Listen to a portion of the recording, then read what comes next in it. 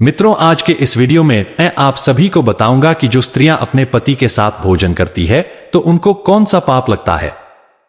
यह वीडियो वह स्त्रियां जरूर देखें जो पति के साथ बैठकर भोजन करने लगती है, क्योंकि यह वीडियो उन सभी स्त्रियों को उनके द्वारा किए जा रहे पाप से बचा सकता है।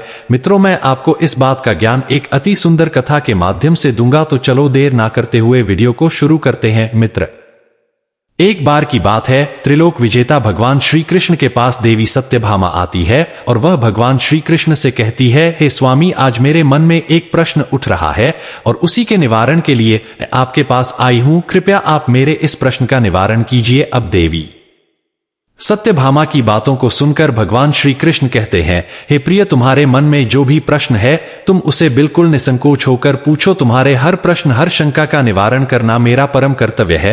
अब भगवान श्री कृष्ण जी की बातों को सुनकर देवी सत्यभामा कहती है, हे प्रभु, जैसे मैं सबसे पहले आपको भोजन ग्रहण करवाती हूं, उसके बाद में मैं स्वयं भोजन ग्रहण करती हूं। मैं नित्य आपकी सेवा में तत्पर रहती हूं। मैं रोजाना आपके चरण वंदन करती हो, रोज आपके चरणों को दबाती हो, किंतु हे प्रभु, मेरे मन में उठ रहा वह प्रश्न यह है कि क्या पत्नी को पति के साथ अथवा पति से पहले भोजन करना चाहिए? क्या ऐसा करना शास्त्रों और वेदों के हिसाब से उचित है? समस्त वेद और शास्त्र इस विषय में क्या कहते हैं? हे नाथ, श्री द्वारा किया गया वह ऐसा कौन सा पाप है जिसे करने से स्त्री नरकगामी बन जाती है? हे नाथ, कृपया आप मेरे इस प्रश्न का समाधान कीजिए। भगवान श्री कृष्ण देवी सत्यभामा की तरफ देखकर मुस्कुराए और बोले, हे देवी सत्यभामा, आज आपने समस्त मानव जाति के कल्याण के उद्देश्य को मन में धारण कर एक बहुत ही महत्वपूर्ण प्रश्न किया है। हे देवी सत्यभामा, आपने यह जो मुझसे तुमने प्रश्न किया है उसका समाधान मैं तुमको एक अत्यंत ही प्रिय कथा के माध्यम से आपको बताऊंगा। इस कथा में देवी उर्मिला के जीवन में घटित हुई घटना के विषय में मैं आपको बताऊंगा, जिससे आपको यह पता चल जाएगा कि अगर स्त्री पति के साथ भोजन कर ले तो वह किस पाप के भागीदार बनती है। यदि वह अपने पति के साथ या पति के खाने से पहले खाना खा लेती है तो उसका क्या होता है? भगवान श्री कृष्ण की ये बातें सुनकर देवी सत्यभामा कहती है, हे प्रभु, यह देवी उर्मिला कौन थी? उस स्त्री का आचार विचार कैसा था? हे नाथ, कृपया आप इस स्त्री के विषय में मुझे बताइए। आपके कहे कथन के अनुसार मेरे मन में देवी उर्मिला के विषय में जानने की जिज्ञासा हो रही है। अब भगवान श्री कृष्ण कहते हैं, हे देवी सत्यभामा, आज तुम्हारे आग्रह पर मैं तुम्हें देवी उर्मिला की एक अत्यंत महत्वपूर्ण कथा को सुनाता हूं। हे देवी, इस कथा के अनुसरण से तुम्हें तुम्हारे सभी प्रश्नों के उत्तर मिल जाएंगे, इसीलिए इस कथा को आप ध्यानपूर्वक सुनो। साथ ही जो भी मनुष्य इस कथा को पूरे श्रद्धाभाव के साथ सच्चे मन से ध्यानपूर्वक इस कथा को सुनता है और इस कथा का प्रचार करता है, वह मनुष्य यशस्वी और सौभाग्यशाली बनता है। उस व्यक्ति को कभी भी नरक की प्राप्ति नहीं होती है। अब श्री कृष्ण से देवी सत्यभामा कहती है, हे स्वामी, मैं इस कथा को अवश्य ध्यान पूर्वक सुनूंगी, कृपया आप इस कथा को सुनाइए। अब भगवान श्री कृष्ण कहते हैं, हे देवी सत्यभामा, मैं तुम्हें अब कथा को सुनाता हूं। हे देवी सत्यभामा, आज से कई वर्ष पूर्व अयोध्यापुरी नाम की एक नगरी हुआ करती थी। उस नगरी में एक राजा राज्य करता था जिसका नाम कश्यप था। महाराज कश्यप धर्म का पालन करने वाले एक अत्यंत ही गुणवान, चरित्रवान और अत्यंत न्यायप्रिय एक कुशल सम्राट थे। महाराज का विवाह काशी नरेश की पुत्री देवी उर्मिला के साथ हुआ था। देवी उर्मिला एक पतिव्रता और न्याय के प्रति अपने पति के समान ही थी। देवी उर्मिला सत्य का व्रत पालन करने में सर्वगुण संपन्न, गुणवान तथा महान पवित्र स्त्री थी। देवी उर्मिला के पति महाराज कश्यप के राज में सभी बहुत प्रसन्न थे, क्योंकि उन्होंने अनेक यज्ञ तथा अनेक पुण्य के कार्य किए थे। उन्होंने अंश को देवालय बनवाए, अनेकों पोखरे खुदवाए, अनेकों वाटिकाओं बनवाई तथा महाराज कश्यप सदैव ही साधु संतों की रक्षा में तत्पर रहते थे। महाराज कश्यप जहां राज्य करते थे उस राज्य के समीप एक बहुत ही घना जंगल था। वह जंगल इतना बड़ा और घना था कि उस जंगल में जाने से सभी मनुष्य दिन में भी डरते थे। अब उस घने जंगल में एक भेड़िया अपनी पत्नी के साथ रहा करता था। वह भेड़िया बड़ा ही विशालकाय और भयंकर आकार वाला था, जिससे सभी मनुष्य भयभीत रहते थे। उस भेड़िया के भय से मनुष्य उस वन के मार्ग से जा आने से डरते थे। वह भेड़िया रात को अपने शिकार के लिए निकलता था। उस भेड़िया ने अपने भयंकर आकार की वजह से कई इंसानों को आहत भी किया था और कुछ को तो मार ही डाला था। फिर जब यह बात महाराज कश्यप को पता चली तो उन्होंने उस भेड़िए का शिकार करने का निश्चय कर लिया। उन्होंने सोचा, अगर मैंने इस भेड़िए का शिकार नहीं किया तो एक न एक दिन यह हमारे राजमहल में भी आ सकता है। महाराज इतना सोच ही रहे थे कि उधर से कुछ गांव वाले आए और वह सभी कहने लगे, महाराज, एक भेड़िया ने आपके राज्य में उत्पात मचा रखा है। आज भी उसने 2 बच्चों का शिकार कर लिया है, उन्हें मारकर खा गया है। फिर क्या था? गांव वालों की बात को सुनकर महाराज अपनी पत्नी देवी उर्मिला तथा कई सैनिकों और कुत्तों को लेकर उस वन में शिकार करने के लिए चले गए। महाराज कश्यप बड़े पराक्रमी और बड़े ही धनुर्धर थे। महाराज का अपने अनेक विशालकाय शेरों का तथा दैत्यों का वध किया था, इसीलिए वे इस भयंकर भेड़िए से अपने राज्य के नगर वासियों की रक्षा करने के लिए उस वन में उस भेड़िए का शिकार करने के लिए चले गए। जब महाराज के साथ कई सारे सैनिकों साथ उस भयंकर आकार वाले भेड़िया ने राज को वन की तरफ आता देखा तो वह भेड़िया अपनी पत्नी के पास गया और उससे कहने लगा, हे प्रिय, देखो, यह अयोध्यापुरी राज्य के महान सम्राट महाराज कश्यप है। महाराज कश्यप महापराक्रमी और महा तेजस्वी है और वे अपनी सेना की कुछ टोली को लेकर हमारी तरफ बढ़े चले आ रहे हैं। हो न हो वह इस वन में मेरा ही शिकार करने के लिए आ रहे हैं। महाराज कश्यप के साथ बहुत से कुत्ते और व्याध है, इससे इस बात में तनिक भी संदेह नहीं कि वे मुझ जैसे विशालकाय भेड़िए पर प्रहार नहीं करेंगे। महाराज कश्यप बड़े पुण्यात्मा है, इन्होंने बहुत से राजाओं को अपने बल और ज्ञान से परास्त किया है। महाराज कश्यप राजाओं के भी राजा है, समस्त विश्व इनके अधीन है। हे प्रिय, मैं तुम सबकी रक्षा करने के लिए अपना पराक्रम दिखाता हुआ महाराज कश्यप के साथ युद्ध करूंगा। मेरे अंदर जितना बल है मैं वह सब कुछ उनके सामने दिखाऊंगा। अगर युद्ध में मैंने महाराज कश्यप को पराजित कर दिया तो तीनों लोकों में मेरी कीर्ति हो जाएगी, परंतु इसके उपरांत यदि मैं महाराज कश्यप के हाथों से मारा भी गया तो मुझे इस भेड़िए के जन्म से छुटकारा मिल जाएगा और मैं वैकुंठ लोक को प्राप्त हो जाऊंगा। मैंने अपने पिछले जन्म में कई पाप किए थे और मेरे पिछले जन्म में किए गए पाप के कारण ही मुझे भेड़िए का जन्म प्राप्त हुआ है। अब इतनी बात कहने के बाद वह भेड़िया अपनी पत्नी से कहता है कि हे प्रिय, तुम मेरा मोह छोड़कर हमारे पुत्र को लेकर जल्दी से सहयोग के पास वाले पर्वत की गुफा में चली जाओ। अब मेरा वह समय आ गया है कि मैं अपने पूर्व जन्मों के पापों से मुक्त हो जाओ। जब महाराज कश्यप के बाद मेरे शरीर को घायल कर देंगे तो महाराज कश्यप के द्वारा मेरे ऊपर छोड़े गए एक एक बाण से मेरे पूर्व जन्म के सारे पाप नष्ट हो जाएंगे। फिर उस भेड़िए की पत्नी भेड़िए की ऐसी बातों को सुनने के बाद कहने लगे, हे नाथ, हमारे बच्चे आपके ही पराक्रम और साहस के कारण ही इस विशालकाय वन में निर्भय होकर विचरण करते हैं, आपके द्वारा लाए गए ताजा मांस का आहार ग्रहण करते हैं। हे नाथ, आपके ही कारण उन्हें शेर, बाघ आदि जंगली जानवरों का भय नहीं है, क्योंकि आप जैसा महाबलशाली इस वन में और कोई नहीं है, आप ही इनकी रक्षा करते हैं। हे प्रिय, आपके भीषण रूप के चलते ही समस्त मनुष्यों में आपका खौफ है, इसी वजह से कोई भी शिकारी हमारा शिकार करने के लिए इस वन में नहीं आता है। हे प्रिय, अगर आपकी मृत्यु हो जाएगी तो इन सभी से फिर मेरी और हमारे पुत्रों की रक्षा कौन करेगा? हे नाथ, आप ही हमारे लिए सब कुछ हो, आपके बिना तो हम असहाय हो जाएंगे। पति के बिना मेरा क्या होगा? किसी भी स्त्री के लिए उत्तम सुवर्ण के गहने आभूषण वस्त्र पहनकर भी कोई भी स्त्री पति के बिना शोभा नहीं पाती है। पति से ही स्त्री को सौंदर्य और शोभा प्राप्त होती है। हे प्रिय, आपके बिना मेरा जीवन भी नष्ट हो जाएगा। हे नाथ ही प्राण ईश्वर के अन्नदाता, आपके बगैर हमारा पूरा कोई जीवित ही नहीं रह सकता। हे नाथ, मैं अपना कथन सच कहती हूं, यदि मुझे आपके साथ नरक में भी डाल दिया जाए तो भी मैं खुशी खुशी आपके साथ चली होंगे। इसीलिए है स्वामी, आप महाराज कश्यप के सामने मत जाइए, आप भी हमारे साथ सहयोग के पास वाले पर्वत के अंदर चलिए। जब तक महाराज कश्यप हमें ढूंढेंगे हम वहां पर छुपकर बैठ जाते हैं। नाथ, आप जीवन जीने की इच्छा छोड़कर अपनी पत्नी और पुत्र को अकेला छोड़कर जा रहे हो, इससे आपको क्या लाभ होगा? हमारे बच्चे आपके बिना तो अनाथ ही हो जाएंगे। अपनी पत्नी की बात को सुनकर वह भेड़िया कहता है, हे प्रिय, तुम वीरों के धर्म को नहीं जानती हो, इसीलिए तुम ऐसा कह रही हो।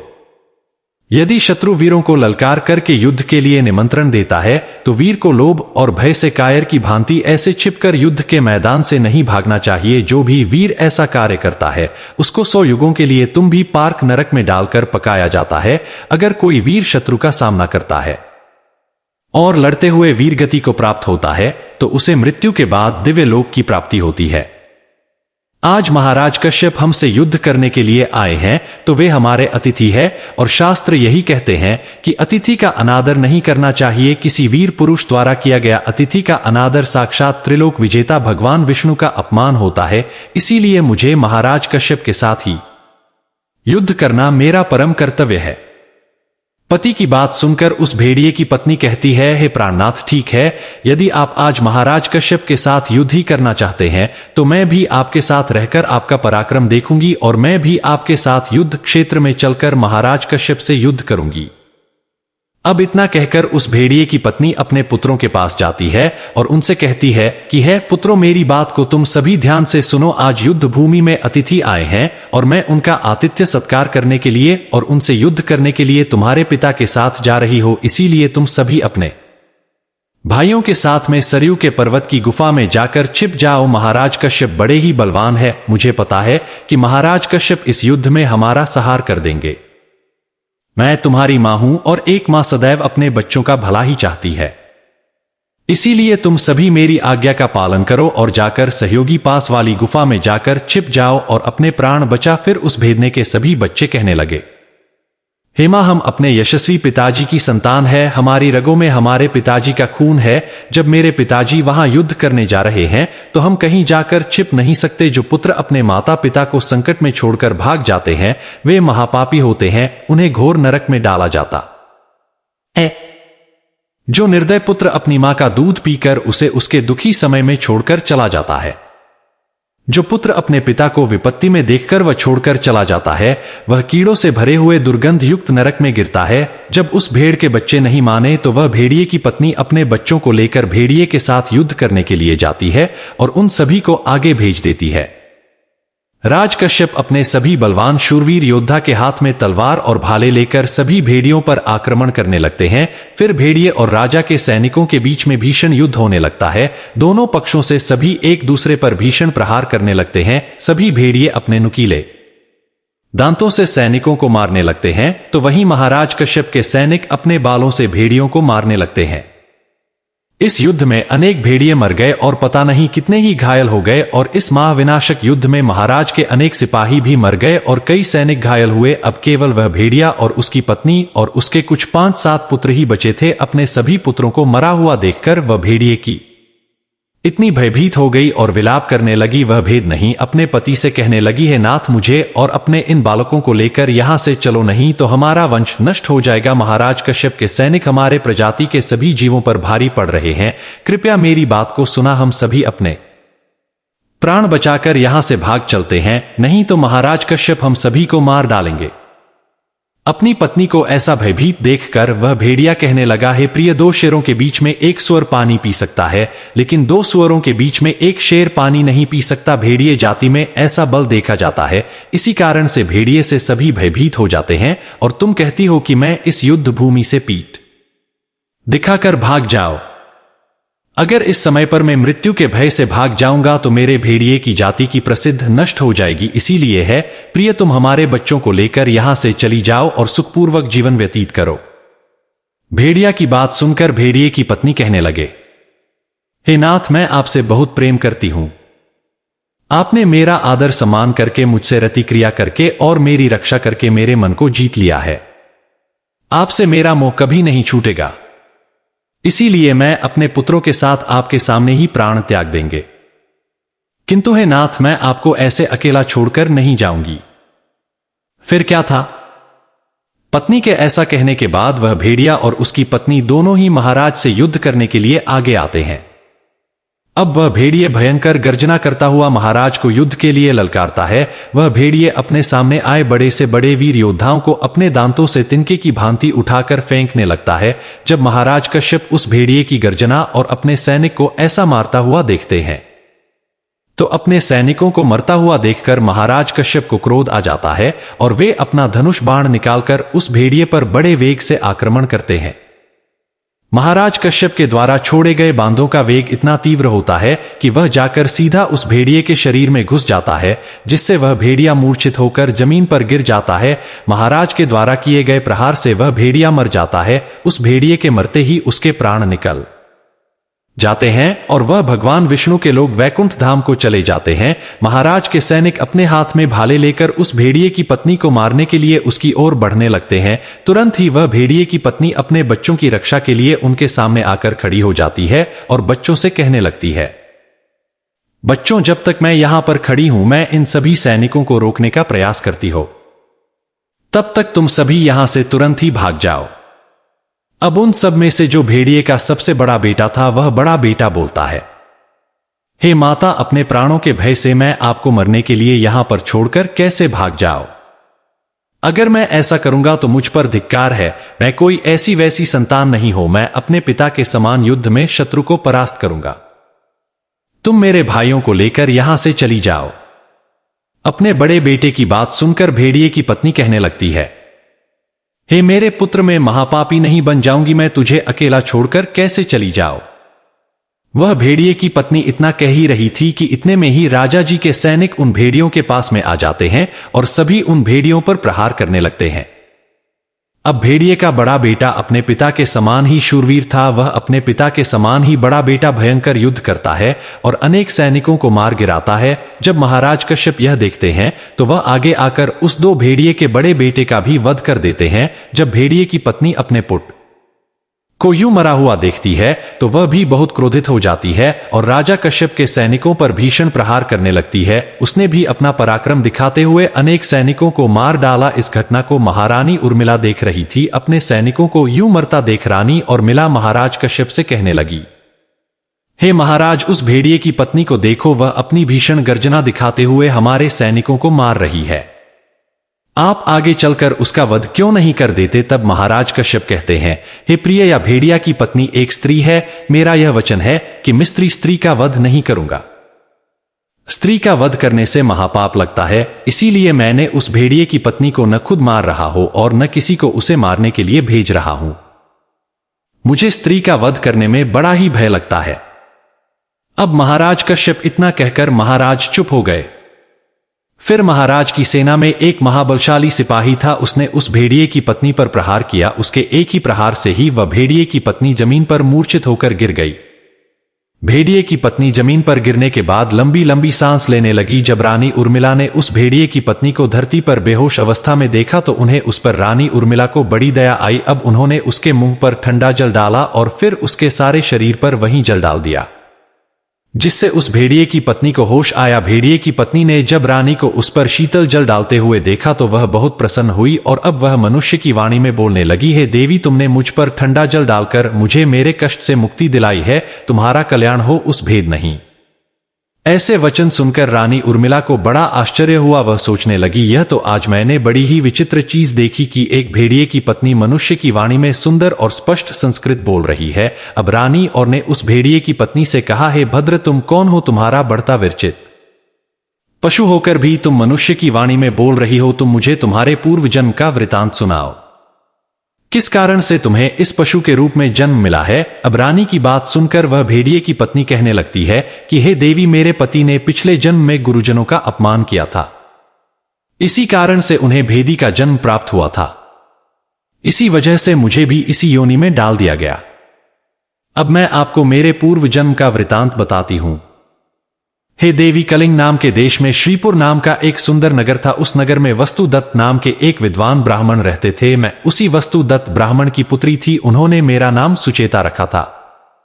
उस समय उस नगर में मेरे जितनी सुंदर और मुझ जैसी सुंदरता से मन को मोह लेने वाली स्त्री और कोई नहीं थी। हे देवी, मैं अपने सौंदर्य और रूप के घमंड में मैं उन्मत्त हो गई थी। मेरी मुस्कान बड़ी ही मनमोहक थी। जब मैं जवान हुई तो मेरा सुंदर रूप और मेरे यौवन को देखकर मेरी माता को बड़ा भय सताने लगा। एक दिन वह मेरे पिता से कहने लगे, हे नाथ, अपनी कन्या जवान हो चुकी है, उसका विवाह क्यों नहीं कर देते? इसे शीघ्र ही किसी वर्ग को सौंप दीजिए। फिर मेरे पिताजी ने कहा कि है कल्याणी, मैं अपनी पुत्री का विवाह उसी पुरुष के साथ करूंगा जो विवाह करने के बाद भी मेरे ही घर में निवास करेगा।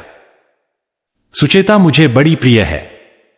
मैं इसे अपनी आंखों से दूर नहीं होने देना चाहता। फिर एक दिन देवदत्त नाम का एक जवान विद्वान ब्राह्मण मेरे द्वार पर आ गया। मेरे पिता उसके ज्ञान और कुशलता को देखकर बहुत प्रसन्न हुए और बातों ही बातों में मेरे पिताजी ने उसे मुझसे विवाह करने के लिए पूछ लिया। फिर मेरे पिता ने उस देवदत्त ब्राह्मण से मेरा विवाह कर दिया। अब क्या था, देव तक वे हमारे साथ ही हमारे घर पर रहने लगे, परंतु मैं अपने माता पिता के लाड़ प्यार से बिगड़ चुकी थी। मैं अपनी विवेक शक्ति को खो चुकी थी। मैंने कभी अपने पति की सेवा नहीं की, कभी उनके चरण स्पर्श नहीं किए। मैं सदा उन्हें क्रूर दृष्टि से देखती थी, उनका अपमान करती थी, उन्हें नाम लेकर पुकारती थी, उनके भोजन से पहले भोजन कर लेती थी। मैं अपने पति से ही खुद का भोजन परोसवा लिया करती थी। मैं अपनी मर्जी से स्वच्छंद होकर यहां वहां घूमने निकल जाया करती थी और बात बात पर अपने पति का अपमान करती रहती थी। मैंने उनके साथ कभी संबंध भी नहीं बनाया, उन्हें मेरे शरीर को कभी हाथ भी लगाने नहीं दिया। देवदत्त एक अत्यंत ही शांत स्वभाव के थे। उन्होंने मुझे अनेक दिनों तक सहन किया और फिर एक दिन वे मुझसे अत्यंत दुखी हो गए और मुझसे दुखी होकर उन्होंने मुझे छोड़ दिया और मुझे छोड़कर कहीं पर चले गए। मेरे पति के जाते ही मेरे पिता बहुत दुखी हो गए और मेरे पिता मेरी माताजी से कहने लगे, हे प्रिय सुनो, हमारे दामाद हमारी पुत्री को छोड़कर चले गए हैं। हमारी पुत्री ही पाप नहीं थी, दामाद तो विद्वान थे। मैं क्या जानता था कि हमारी पुत्री सुचेता दुष्ट और कुलनाशिनी होगी। फिर मेरी माता बोली, है नाथ, हमारी पुत्री आप ही के लाड प्यार से बिगड़ गई है, इसे सही राह पर लाने के लिए आपको ही कुछ करना होगा। हे नाथ, क्योंकि पिता के घर में रहने वाली कन्या दुराचारी बन जाती है, इसीलिए कन्या को कभी घर में नहीं रखना चाहिए, उसे उसके पति के पास ही रखना चाहिए। हमारी कन्या बहुत दुष्ट और पापिनी है, आप इसका त्याग करके इसे इसके पति के पास भेज दीजिए। इस प्रकार से मेरी माता के वचन सुनकर मेरे पिता बहुत क्रोधित हुए और मुझे कहने लगे, अरे दुष्टा कुल घाटी ने, हमारे कुल में कलंक लगाने वाली दुराचारी नहीं, तेरे ही कारण हमारा इतना प्यारा दाम देवदत्त हम सबको छोड़कर कहीं चला गया है, इसीलिए तेरा पति जहां पर भी है तो वहीं पर चली जाए, अथवा तुझे जो स्थान अच्छा लगे वहां पर चली जाए। फिर मैं अपने घर को छोड़कर चली गई। बाहर जाने पर मुझे लोग उल्टा पापिनी दुराचारी नहीं कहकर संबोधित करने लगे, इसीलिए मैं अपने पति को ढूंढते हुए एक वन को चली गई। फिर एक दिन वन में मैं कुटिया के सामने जाकर खड़ी हो गई और भिक्षा मांगने लगी। वहां पर उस कुटिया में रहने वाली देवयानी नाम की स्त्री ने मुझे देखकर अपने पति से कहा है, स्वामी, द्वार पर एक दुखिया दुबली पतली सी स्त्री भिक्षा मांगने के लिए आई है। देवयानी का पति देवदत्त ही था जिन्होंने मेरा त्याग किया था। मुझे देखकर उन्होंने मुझे पहचान लिया और अपनी पत्नी से कहने लगे, हे प्रिय, यह मेरी पहली पत्नी है जो मुझे बहुत प्रिय थी, इसीलिए तुम इसका आदर सत्कार करो और इसे अपने घर में स्थान दो। फिर देवयानी ने अपने पति की आज्ञा का पालन करते हुए मुझे घर के अंदर बुला लिया और मुझे पहनने के लिए वस्त्र दिए। फिर एक दिन में बैठकर देवयानी के अच्छे स्वभाव का और मेरे दुष्ट स्वभाव का विचार करने लगी और मुझ से बड़ा दुख होने लगा। अधिक चिंता करने के कारण मेरा हृदय फट गया। अब वह भेड़िए की पत्नी आगे कहती है कि हे देवी, उसी क्षण मेरी मृत्यु हो गई। फिर यमराज के 2 दूत उस स्थान पर आ गए और मुझे उठाकर यमलोक ले गए। वहां पर यमराज ने मेरा लेखा जोखा देखा और यमदूतों से कहा, हे दूतों, इस पापिनी स्त्री ने अपने पति का बहुत अपमान किया है। यह पति से पहले ही भोजन कर लेती थी, अपने पति को नाम से बुलाती थी, उससे घर के काम करवाती थी, इसीलिए इस पापी स्त्री को ले जाकर नरक में डाल दो। फिर महाराज यमराज का आदेश मिलते ही यमदूत मुझे नरक में लेकर गए और उन्होंने मुझे जलते हुए अंगारे में डाल दिया। नरक में मुझे अनेक वर्षों तक कष्ट भोगने पड़े। फिर नरक की सजा भुगतने के बाद यमराज ने मुझे इस भेद नहीं योनि में डाल दिया। वह भेड़िए की पत्नी बोली, है देवी, इस प्रकार से मैंने आपको मेरे पूर्व जन्म का वृतांत सुना दिया है, कृपया मुझे इस जीवन से मुक्ति दिला दो। आपने अपने पति की बहुत सेवा की है, इसीलिए मुझे आपका थोड़ा सा पुण्य प्रदान करो। फिर रानी और मिला भागती भागती महाराज कश्यप के पास गई और महाराज से कहने लगे, हे स्वामी, अब मैं क्या करूं? वह भेड़िए की पत्नी मुझसे मेरे थोड़े से पुण्य मांग रही है, मैं क्या करूं? आप जो आज्ञा देंगे मैं वही करूंगी। महाराज कश्यप कहते हैं, हे प्रिय, यह बेचारी बहुत दुख भुगत चुकी है, तुम अपने पुण्य इसको देकर उसका उद्धार करो। महाराज कश्यप की आज्ञा लेकर प्राणी उर्मिला उस भेड़िए की पत्नी के पास गई और उसे कहने लगी, हे देवी, मैं अपने 1 वर्ष का पुण्य तुम्हें प्रदान करती है रानी के। इतना कहते ही उस भेड़िए की पत्नी के प्राण चले गए और उसके शरीर से एक दिव्य स्त्री प्रकट हुई और फिर वह महारानी और महाराज को नमस्कार करके विष्णुलोक को चली गई।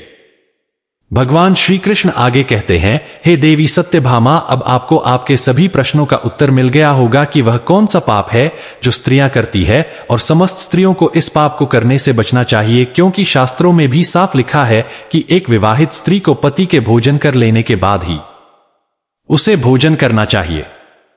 अब देवी सत्यभामा कहती है, हे नाथ, मैं सब कुछ समझ चुकी हूं, आपका मुझे इस कथा का अवलोकन कराने के लिए धन्यवाद। मित्रों, अब तो आपको पता चल गया होगा कि एक स्त्री को पति के साथ भोजन करने से या फिर पति का अनादर करने से या फिर पति के साथ कोई दुर्व्यवहार करने से उस स्त्री का क्या हश्र होता है। यह तो आपको सभी को इस वीडियो के माध्यम से पता चल ही गया होगा। मित्रों, आपको वीडियो कैसा लगा हमें कमेंट करके अवश्य बताना और इस वीडियो को ज्यादा से ज्यादा लोगों में शेयर करना ताकि उन्हें भी इस बात का पता चल सके और जिन लोगों ने भी अभी तक हमारे चैनल को सब्सक्राइब जरूर करें। धन्यवाद।